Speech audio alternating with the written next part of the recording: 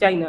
তারা কিছু মানুষকে দেখবেন আজকালকে ছাত্রনেতা কেউ আ পঞ্চায়েতের ডান হাত বাঁ হাত, কেউ এমএলএর ডান হাত বাঁ হাত, কেউ সেলফি তুলে নিজেদের নেতাদের সাথে বড় করছে।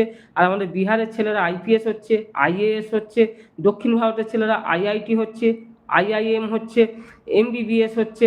আর দক্ষিণ ভারতের ছেলেরা আমাদের পশ্চিমবঙ্গের ছেলেরা কি হচ্ছে?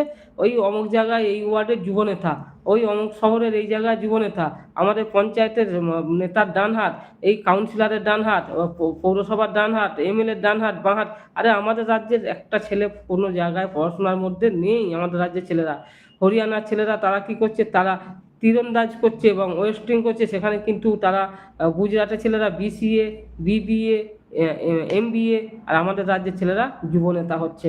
কারণ এই সব থেকে একটা প্রফিট বিনা পয়সায় যত চাটবে তত মানে পয়সা কামাবে, এরকম একটা ভেবে নিয়েছে। তাই আমাদের রাজ্যের ছেলেরা